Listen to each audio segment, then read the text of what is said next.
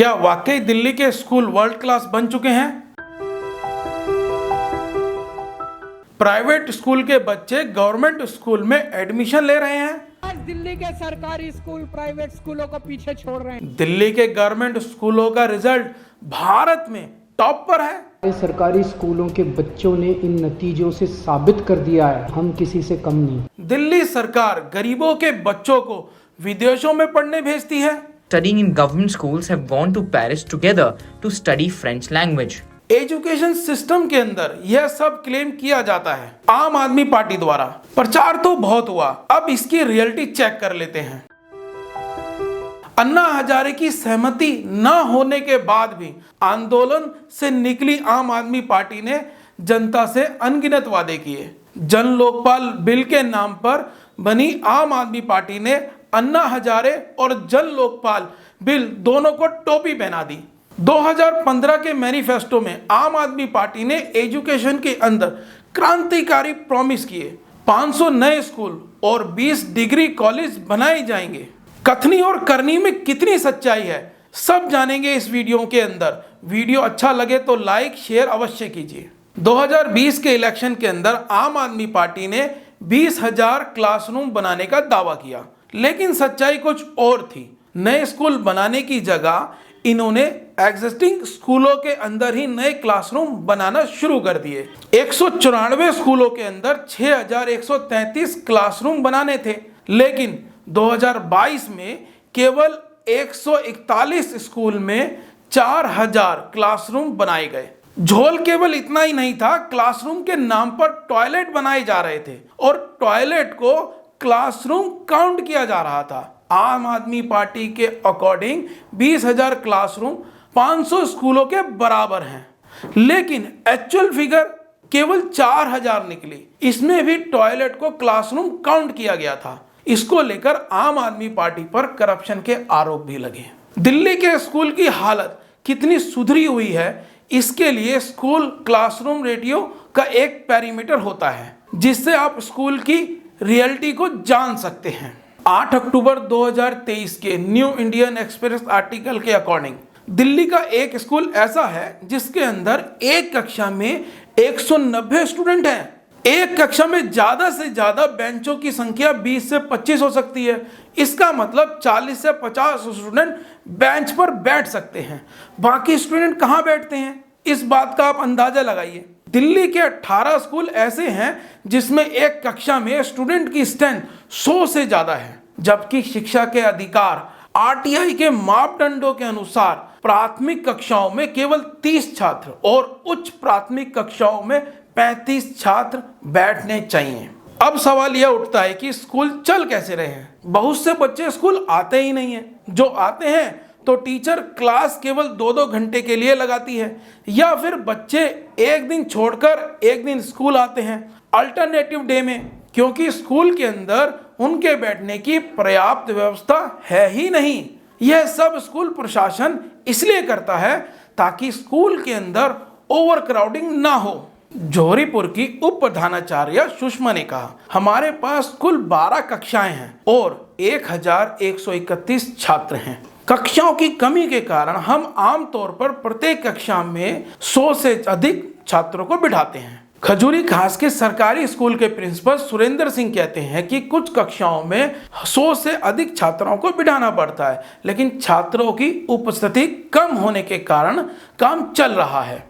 सरकारी स्कूल शिक्षक संघ जीएसटीए के महासचिव अजय वीर सिंह ने कहा, उत्तर पूर्वी दिल्ली में कुछ स्कूल ऐसे हैं जिनमें 5,000 से ज्यादा छात्र हैं, जबकि उनके पास कक्षाओं की भारी कमी है। ये स्कूल एक कक्षा में 100 से ज्यादा छात्रों को बिठा रहे हैं, जो कि असंभव सा लगता है। समस्याओं का अंत केवल यही नहीं होता।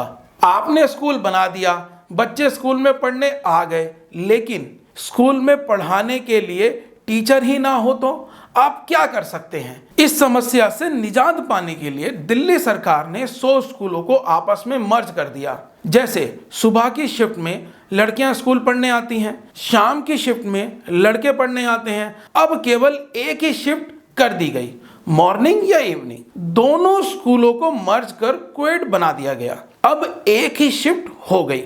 लड़के और लड़कियां एक साथ पढ़ने लगे। ऐसा इसलिए किया गया क्योंकि स्कूल में पढ़ने के लिए टीचरों की भारी कमी थी। इससे स्कूल की स्ट्रेंथ डबल हो गई, इनडिसिप्लिन भी बढ़ गया। इसी कारण बहुत से पेरेंट्स ने अपनी बेटों के नाम स्कूल से कटवा लिए। एक आरटीआई के अनुसार करंट एकेडमिक ईयर में 30,000 बच्चों ने सरकारी स्कूल से अपना नाम कटवाया है। हाई कोर्ट भी यह कह चुका है कि दिल्ली के नॉर्थ ईस्ट के स्कूलों की कंडीशन टेरिबल है। Director of education Delhi high court में एक एफिडेविट फाइल करते हैं जिसके अंदर वे कोर्ट को बताते हैं कि दिल्ली के अंदर 16,546 पोस्ट टीचर की खाली है। दिल्ली सरकार 1027 स्कूल चलाती है जिसके अंदर 824 स्कूल ऐसे हैं जिसमें हेडमास्टर है ही नहीं। इसका मतलब 84% स्कूल ऐसे हैं जिसमें हेडमास्टर के बिना स्कूल चल रहे हैं। अब सवाल यह उठता है कि स्कूल में क्लासरूम की कमी, डेस्क की कमी, टीचर की कमी, 84% स्कूल में हेडमास्टर ही नहीं है तो ये कैसे संभव हो सकता है? 10वीं और 12वीं का रिजल्ट गवर्नमेंट स्कूल का रिकॉर्ड तोड़ता है। अब यह झोल होता कैसे, इसे भी एक बार समझते हैं। यह एक ऐसी ट्रिक है जिसे गवर्नमेंट स्कूल और प्राइवेट स्कूल दोनों ही यूज करते हैं। इसे समझने के लिए आपको 9th और 11th का रिजल्ट भी देखना पड़ेगा। असल में होता क्या है, जितने भी कमजोर बच्चे होते हैं पढ़ाई में उन्हें 9th और 11th के अंदर ज्यादा से ज्यादा फेल कर दिया जाता है ताकि अच्छे बच्चे ही 10th और 12th में जा सके। एक आरटीआई के जवाब में the Delhi directorate of education ने बताया कि 1 लाख से ज्यादा बच्चे 9th क्लास के अंदर फेल कर दिए गए, 50,000 से ज्यादा बच्चे 11th क्लास के अंदर फेल कर दिए गए।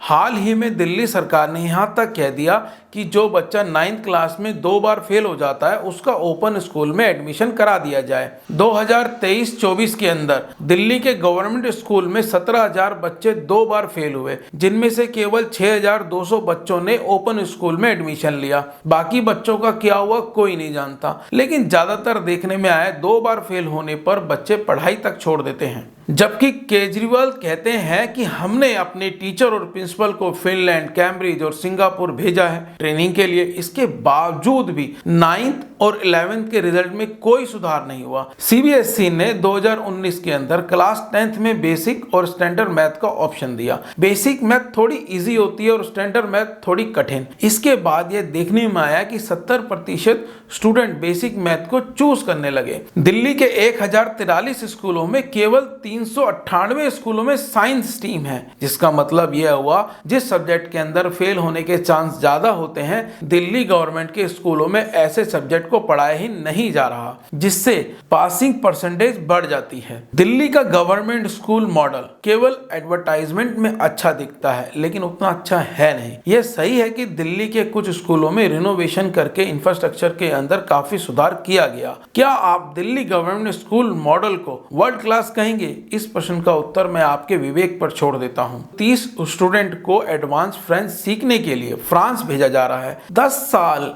कि अगर एवरेज लगाते हैं तो केवल 3 स्टूडेंट आते हैं। आम आदमी पार्टी ने 10 साल से ज्यादा दिल्ली की सत्ता पर राज किया है लेकिन केवल 1 डिग्री कॉलेज खोल पाई है, Delhi skill and entrepreneurship university. लेकिन आम आदमी पार्टी ने अपने पहले मैनिफेस्टो में 20 डिग्री कॉलेज दिल्ली में खोलने का प्रॉमिस किया था। लेकिन मैं पर्सनली आम आदमी पार्टी की बड़ी तारीफ करता हूं, ये मार्केटिंग बड़ी अच्छी करते हैं। डीकंपोजर वाला केस तो आपको ध्यान ही होगा। स्टम्बल डीकंपोजर के लिए आप गवर्नमेंट ने 68 लाख खर्च करती है लेकिन इसकी मार्केटिंग के लिए 23 करोड़ खर्च करती है। जब भी दिल्ली में पोल्यूशन बढ़ता है यह स्टबल डीकंपोजर कहां चला जाता है, दिल्ली वाले आज भी माइक्रोस्कोप लेकर इसे ढूंढ रहे हैं। इस वीडियो के बाद हमको मोदी भक्त या फेक यूट्यूबर बताया जाएगा, लेकिन जो सच्चाई है वही हमने आपके सामने रखी तथ्यों के साथ। दिल्ली में गवर्नमेंट आम आदमी पार्टी की है, सवाल भी आम आदमी पार्टी से ही पूछे जाएंगे। मैंने अपना काम किया, आप अपना काम कीजिए। वीडियो को शेयर कीजिए, लाइक कीजिए और कमेंट कीजिए। जय हिंद, जय भारत।